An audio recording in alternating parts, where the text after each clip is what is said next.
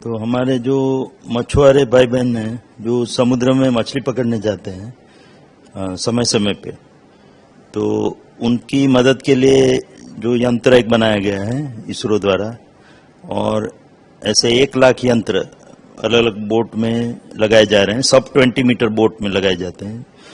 जो छोटी नौकाएं होती है 20 मीटर और उससे छोटी। तो इसकी खासियत यह है कि जो मछुआरों के लिए, फिशरमैन के लिए, उनकी बोट में एक यंत्र लगाया जाता है। और मोस्टली सभी मछुआरे जब समुद्र में जाते हैं तो 5 से लेके 10-12 दिन तक समुद्र में रहते हैं। वो लोग मछली पकड़ने जाते हैं और फिर वापस आते हैं। और उनके पास उस मोबाइल भी रहता है। आजकल तो सब लोग मोबाइल लेके घूमते हैं, बट वो मोबाइल समुद्र तट के किनारे ही उनके काम में आता है, क्योंकि बाद में जैसे ही अंदर समुद्र के अंदर जाते हैं तो वहाँ नेटवर्क नहीं होने से उनको मोबाइल की कोई ऐसी उपयोगिता नहीं रहती। तो हमने उनके मोबाइल का उपयोग करते हुए और ये जो यंत्र लगाया है जिसमें नेविक और जीपीएस, गगन, वो सब फैसिलिटी है जिस डेटा सिग्नल रिसीव करने की। तो एक नेविगेशन रिसीवर है जो नाविक, जीपीएस, गगन की सिग्नल पकड़ने के सक्षम है। तो उससे वो जहाँ भी वो मछुआरा घूम रहा है अपनी नाव लेके, तो उसकी पोजीशन मिलती है, उसकी वो स्थल जहाँ पे वो घूम रहा है वो जगह के कोऑर्डिनेट मिलते हैं हमको, लैटिट्यूड, लॉन्गिट्यूड सब। और वह जो इन्फॉर्मेशन है, पोजीशन की इन्फॉर्मेशन, वो हमारा जो GSAT-6 सैटेलाइट है उसके द्वारा वो ट्रांसमिट की जाती है। और उसमें एक कम्युनिकेशन टर्मिनल भी उसके साथ अटैच्ड है। तो वो GSAT-6 को कम्युनिकेट करके उसके द्वारा एक सेंट्रल लोकेशन पे उनकी ये माहिती चली जाती है।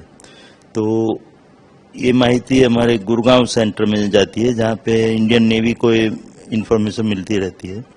और उसके साथ साथ मछुआरों के फायदे के लिए हमने कई ऐप तैयार किए हैं, जो ऐप उनके मोबाइल में लोडेड रहते हैं। तो जब भी वो समुद्र के अंदर ऐसे घूम रहे होते हैं तो उनको एक फिक्स समय पे, यानी कि से शाम को 5 बजे उनको कहाँ पे फिश शील्ड ज़्यादा मिलेगा, यानी कि किस जगह पे मछली अधिक मात्रा में मिलेगी समुद्र में, वो लोकेशन के बारे में हमारे साइंटिस्टों द्वारा जो एनालिसिस करके रिपोर्ट तैयार किया होता है उसके बेसिस पे ये इन्फॉर्मेशन उनको दी जाती है। ये माहिती उनको नेविक रिसीवर द्वारा मिलती है और वहाँ से ब्लूटूथ द्वारा उनके मोबाइल पे एक ऐप रखा गया है। तो ऐप उनकी जो अपनी मूल भाषा है उसमें रखा गया है। तो 13 इंडियन रीजनल लैंग्वेज में ये ऐप तैयार की गई है। और तो उनकी जो अपनी खुद की भाषा रहती है, मातृभाषा, उसमें उनको इन्फॉर्मेशन मिलती है। तो उनके लिए भी सरलता रहती है समझने में। तो ये है तमिल मछुआरा है तो उसको तमिल में, गुजरात का मछुआरा है तो उसको गुजराती में, केरला का है तो मलयाली में। तो ऐसे ही इन्फॉर्मेशन उनको कहाँ पे उनको मछली ज़्यादा मिलेगी वो इन्फॉर्मेशन मिलती रहती है।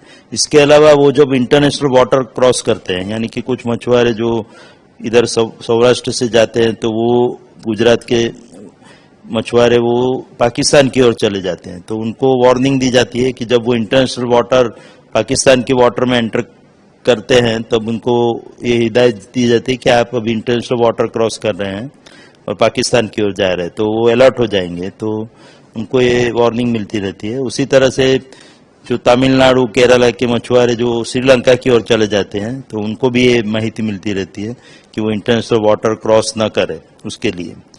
तो ये जियो फेंसिंग द्वारा ये पॉसिबल है।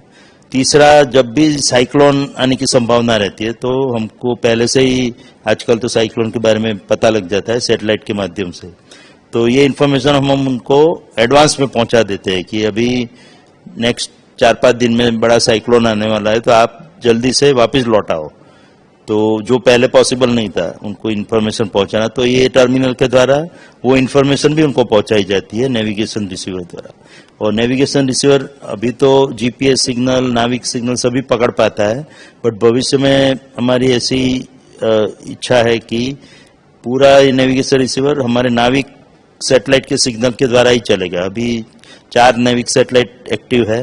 जैसे ही हम पूरा कॉन्स्टलेशन 7 सैटेलाइट का पूरा कर लेंगे उसके बाद हमको जीपीएस की जरूरत नहीं रहेगी। अभी तो हम जीपीएस, नाविक दोनों उपयोग करके उनको पोजीशन देते हैं और पोजीशन निकाल के वो पोजीशन के माध्यम से वो इन्फॉर्मेशन उन तक पहुंचाई जाती है और वो उनकी पोजीशन भारतीय नेवी को और अन्य कई लोगों को मिलती रहती है, जिससे कि कोस्टल सर्विलेंस का जो प्रोजेक्ट है हमारा, जिसके कारण भूतकाल में जैसे हमने देखा कि पाकिस्तानी नौका बम्बई तक घुस के आ गई थी, फिर भी किसी को पता नहीं लगा। तो ऐसा भविष्य में ऐसा संभव नहीं होगा।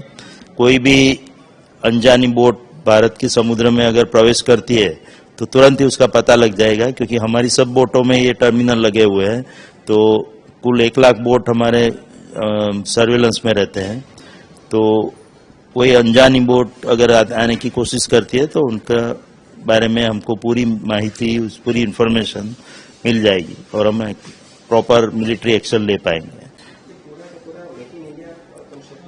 ये पूरा कॉन्सेप्ट जैसा कि मैंने बताया, हमारा नाविक यूज करके, और कुछ जीपीएस सिग्नल अभी जरूरत पड़ती है, but as far as technology is concern, technology के बारे में बताए तो पूरी टेक्नोलॉजी भारत में बनी हुई है।